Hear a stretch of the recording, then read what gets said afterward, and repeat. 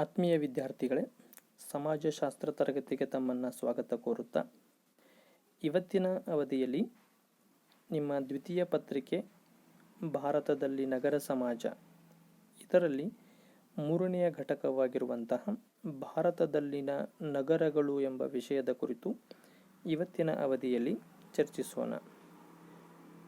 Dear students, welcome to sociology class.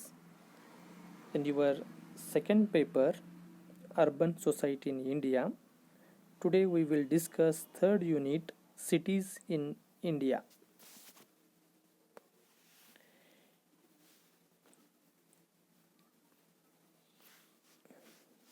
ಈ ಘಟಕದಲ್ಲಿ ಬರುವಂಥ ಮೊದಲನೆಯ ಟಾಪಿಕ್ ವಿಷಯ ಅಂತಂದರೆ ಪ್ರಥಮ ದರ್ಜೆಯ ನಗರಗಳು ಅಂತ. ಸೊ ಪ್ರಥಮ ದರ್ಜೆಯ ನಗರಗಳ ಅರ್ಥ ಮತ್ತು ಅವುಗಳ ಪ್ರಕಾರಗಳ ಕುರಿತು ಇವತ್ತಿನ ಅವಧಿಯಲ್ಲಿ ಚರ್ಚಿಸೋಣ. In the third unit, the first concept comes class 1 cities, trends, pattern and importance. ಪ್ರಥಮ ದರ್ಜೆಯ ನಗರಗಳ ಒಲವುಗಳು, ಮಾದರಿಗಳು ಮತ್ತು ಅವುಗಳ ಮಹತ್ವದ ಕುರಿತು ಚರ್ಚಿಸೋಣ. ಪ್ರಾಸ್ತಾವಿಕವಾಗಿ ನೋಡೋದಾದರೆ, ನಗರ ಸಮುದಾಯಗಳನ್ನು ಅವುಗಳಲ್ಲಿನ ಜನವಸತಿ ಮತ್ತು ಜನಸಂಖ್ಯೆಯ ಆಧಾರದ ಮೇಲೆ ಬೇರೆ ಬೇರೆ ಪ್ರಕಾರಗಳಾಗಿ ವರ್ಗೀಕರಿಸಲಾಗುತ್ತದೆ. ನಗರ ಸಮುದಾಯದಲ್ಲಿರುವಂಥ ಒಟ್ಟು ಜನವಸತಿಗಳು ಮತ್ತು ಆ ಪ್ರದೇಶದಲ್ಲಿ ನೆಲೆಸಿರುವಂಥ ಜನಸಂಖ್ಯೆನೇ ಇಲ್ಲಿ ನಗರ ಸಮುದಾಯಗಳನ್ನು ವರ್ಗೀಕರಿಸೋದಕ್ಕಿರುವ ಆಧಾರಾಂಶ. ಭಾರತದ ಜನಗಣತಿ ಆಯೋಗವು ಇವುಗಳಲ್ಲಿ 6 ಪ್ರಕಾರಗಳನ್ನು ಗುರುತಿಸಿದೆ. ಭಾರತದಲ್ಲಿರುವಂಥ ನಗರ ಸಮುದಾಯಗಳನ್ನು ಜನವಸತಿ ಮತ್ತು ಜನಸಂಖ್ಯೆಯ ಆಧಾರವಾಗಿಟ್ಟುಕೊಂಡು ಅದು 6 ಪ್ರಕಾರಗಳಾಗಿ ನಗರ ಸಮುದಾಯಗಳನ್ನು ಗುರುತಿಸಿದೆ. The students, urban communities classified on the basis of settlement and population. So urban communities we classified into different types based on the settlement pattern of habits as well as the total population of the urban community where they settled. The census of India identified the 6 types of urban communities based on the settlement pattern of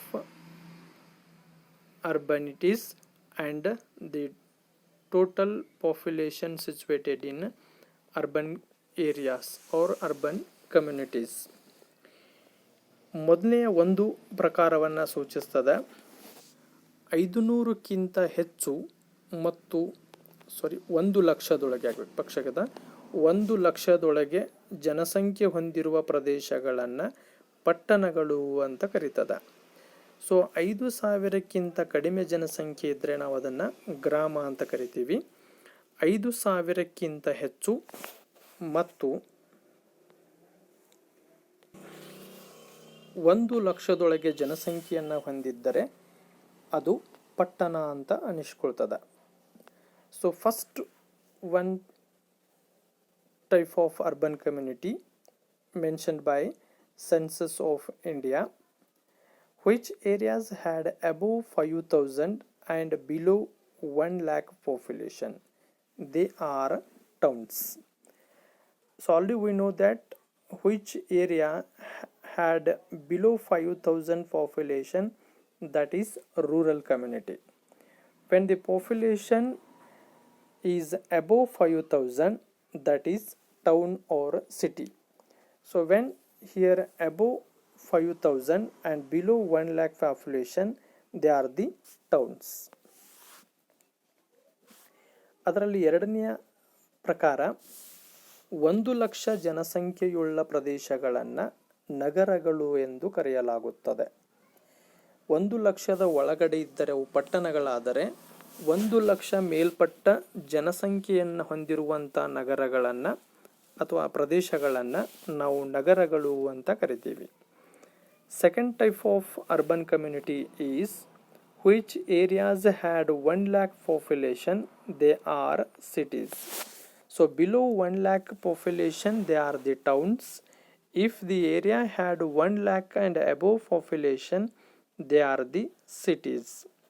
And in third category, ಮೂರನೆಯ ವರ್ಗದಲ್ಲಿ 2 ಮತ್ತು 3ನೇ ವರ್ಗಗಳಲ್ಲಿ ಬರುವಂಥ ನಗರಗಳನ್ನು ಮಧ್ಯಮ ಪ್ರಮಾಣದ ನಗರಗಳು ಅಂತ ಕರೀತಾರೆ.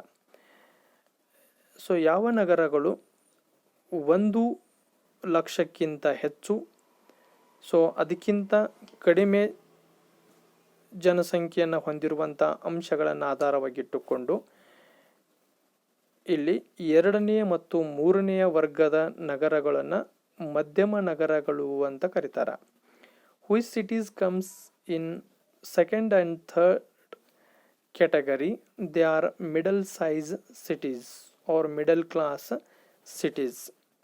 So middle class cities always have average population above 1 lakh.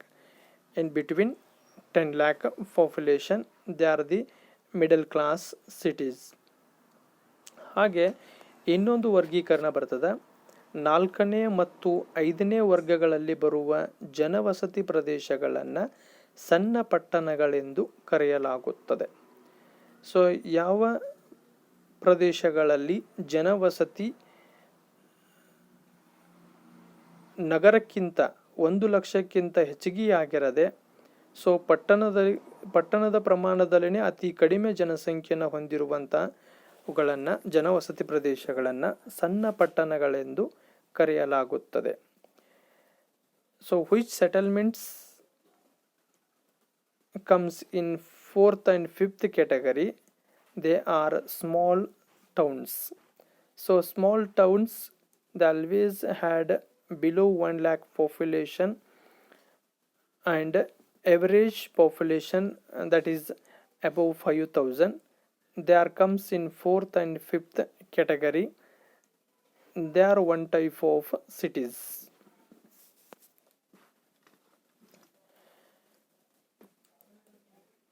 ಇದರಲ್ಲಿ ಬರುವಂಥ ಮೊದಲನೆಯ ಪರಿಕಲ್ಪನೆ ಏನಂತಂದರೆ ಪ್ರಥಮ ದರ್ಜೆಯ ನಗರಗಳು ಅಂತ. ಸೊ ಪ್ರಥಮ ದರ್ಜೆಯ ನಗರದ ಅರ್ಥ, ಪ್ರಥಮ ದರ್ಜೆಯ ನಗರದಲ್ಲಿ ಬರುವಂಥ ಪ್ರಕಾರಗಳು, ಸೊ ಪ್ರಥಮ ದರ್ಜೆಯ ಒಲವುಗಳು, ಮಾದರಿ ಮತ್ತು ಮಹತ್ವದ ಕುರಿತು ನೋಡಿದಾಗ ಇದರಲ್ಲಿ ಮೊದಲನೆಯದಾಗಿ ಪ್ರಥಮ ದರ್ಜೆಗಳಂದರೆ ಯಾವುವು ಅಂತ. ಯಾವ ನಗರಗಳು 1 ಲಕ್ಷಕ್ಕಿಂತ ಹೆಚ್ಚು ಜನಸಂಖ್ಯೆಯನ್ನು ಹೊಂದಿರುತ್ತವೆಯೋ ಅವು ಪ್ರಥಮ ದರ್ಜೆಯ ನಗರಗಳು ಅಂತ. ಸೊ ಹೆಚ್ಚು ಕಡಿಮೆ 5,000ದಿಂದ 1 ಲಕ್ಷದ ಒಳಗಡೆ ಜನಸಂಖ್ಯೆ ಹೊಂದಿದ್ದರೆ ಅವು ಪಟ್ಟಣಗಳಾದರೆ, 1 ಲಕ್ಷ ಮೇಲ್ಪಟ್ಟು ಜನಸಂಖ್ಯೆಯನ್ನು ಹೊಂದಿದಂಥವುಗಳೆಲ್ಲವೂ ಕೂಡ ನಾವು ನಗರಗಳಂತ ಕರಿತೀವಿ. ಅದರಲ್ಲಿ 1 ಲಕ್ಷಕ್ಕಿಂತ ಹೆಚ್ಚು ಜನಸಂಖ್ಯೆಯನ್ನು ಹೊಂದಿರುವಂಥವುಗಳೆಲ್ಲವೂ ಕೂಡ ಪ್ರಥಮ ದರ್ಜೆಯ ನಗರಗಳೇ. So here comes the first topic, class 1 cities. So in the class 1 cities, its meaning, the types as well as trends, patterns and importance of class 1 cities. Here the meaning of the class 1 cities. What is class 1 city? Which cities had 1 lakh above population? They are class 1 cities. They have population in between above 5,000 and 1 lakh above 1 lakh population. If the community had above 5,000, below 1 lakh population, that is town. And which areas had above 1 lakh population, they are the cities. Here if the city had above 1 lakh population, it comes under class 1 city. ಮೊದಲನೇ ವರ್ಗದಲ್ಲಿ ಬರುವ 3 ಪ್ರಕಾರದ ನಗರಗಳು ಜನಸಂಖ್ಯೆಯನ್ನು ಆಧಾರವಾಗಿಟ್ಟುಕೊಂಡು 1 ಲಕ್ಷಕ್ಕಿಂತ ಹೆಚ್ಚು ಜನಸಂಖ್ಯೆಯನ್ನು ಹೊಂದಿರುವಂಥ ನಗರಗಳನ್ನು ಆಧಾರವಾಗಿಟ್ಟುಕೊಂಡು ನಾವು 3 ಪ್ರಕಾರದ ನಗರಗಳಾಗಿ ವರ್ಗೀಕರಿಸ್ತೀವಿ. ಅದರಲ್ಲಿ ಬರುವಂಥ 3 ಪ್ರಕಾರದ ನಗರಗಳಲ್ಲಿ ಮೊದಲನೇದೇ ಪ್ರಥಮ ದರ್ಜೆಯ ನಗರಗಳು. ಸೊ ಯಾವ ನಗರಗಳು 1 ಲಕ್ಷಕ್ಕಿಂತ ಹೆಚ್ಚು ಜನಸಂಖ್ಯೆಯನ್ನು ಹೊಂದಿದವ ಅವೆಲ್ಲವುಗಳನ್ನು ಪ್ರಥಮ ದರ್ಜೆಯ ನಗರಗಳು ಎಂದು ಕರೆಯಲಾಗುತ್ತದೆ. ಹಾಗೆ ಎರಡನೆಯ ಪ್ರಕಾರದಲ್ಲಿ ಮೆಟ್ರೋಪಾಲಿಟನ್ ನಗರಗಳು ಅಥವಾ ಮಹಾನಗರಗಳು ಅಂತ ಕರಿತೀವಿ. ಸೊ ಮಹಾನಗರಗಳೆಂದರೆ 10 ಲಕ್ಷಕ್ಕಿಂತ ಹೆಚ್ಚು, 50 ಲಕ್ಷಕ್ಕಿಂತ ಕಡಿಮೆ ಜನಸಂಖ್ಯೆಯನ್ನು ಹೊಂದಿದ್ದರೆ ಅವು ಮಹಾನಗರಗಳು ಅಥವಾ ಮಹಾನಗರಗಳು ಅಂತ. ಉದಾಹರಣೆಗೆ ಬೆಳಗಾವಿ ಆಗಿರಬಹುದು, ಹುಬ್ಬಳ್ಳಿ ಧಾರವಾಡ ಆಗಿರ್ಬೋದು. ಸೊ ಇವುಗಳನ್ನು ನಾವೇನು ಕರಿತೀವಿ ಅಂತಂದರೆ ಮಹಾನಗರಗಳು ಅಂತ ಕರಿತೀವಿ. ಅವು 10 ಲಕ್ಷಕ್ಕಿಂತ ಹೆಚ್ಚು ಮತ್ತು 50 ಲಕ್ಷಕ್ಕಿಂತ ಕಡಿಮೆ ಜನಸಂಖ್ಯೆಯನ್ನು ಹೊಂದಿರುವ ನಗರಗಳಾಗಿವೆ. ಮೂರನೆಯ ಪ್ರಕಾರಗಳ ವರ್ಗದಲ್ಲಿ ಮೇಘಾ ಅಥವಾ ಬೃಹತ್ ನಗರಗಳು ಅಂತ ಬರ್ತವೆ. ಇವು 50 ಲಕ್ಷಕ್ಕಿಂತ ಹೆಚ್ಚು ಜನಸಂಖ್ಯೆಯನ್ನು ಹೊಂದಿರುತ್ತವೆ. ಯಾವ ನಗರ 50 ಲಕ್ಷಕ್ಕಿಂತ ಹೆಚ್ಚು ಜನಸಂಖ್ಯೆಯನ್ನು ಹೊಂದುತ್ತದೆ ಅದು ಮೇಘಾ ಅಥವಾ ಬೃಹತ್ ನಗರ ಎನಿಸಿಕೊಳ್ಳುತ್ತದೆ. ಉದಾಹರಣೆಗೆ ಬೆಂಗಳೂರಾಗಿರಬಹುದು, ಕಲ್ಕತ್ತಾ, ಬಾಂಬೆ, ಮದ್ರಾಸ್ ಇವುಗಳನ್ನು ಬೃಹತ್ ನಗರಗಳು ಅಥವಾ ಮೇಘಾ ನಗರಗಳೆಂದು ಕರೆಯಲಾಗುತ್ತದೆ. Dear students, there are 3 types of cities comes in first category. In first category, which areas had above 1 lakh population, these all areas considered as a first category. Among first category, there are 3 types of cities. First one is class 1 cities, which had 1 lakh and above population. They are the class 1 cities. The population is always above 1 lakh. And in second type of cities, metropolitan cities, which cities had above 10 lakh and below 50 lakh population. They are metropolitan cities. For example, Belagavi, Hubbali, Dharwad, they are the metropolitan cities.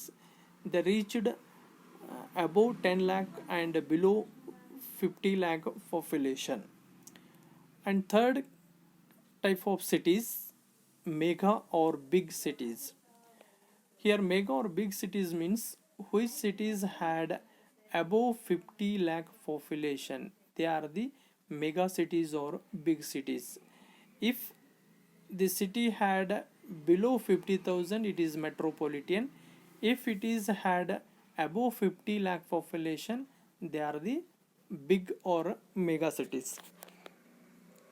For example, Bengaluru, Bombay, Calcutta, Madras, they are the mega cities or big cities in India. So this is the based on the population we classified the urban areas differently.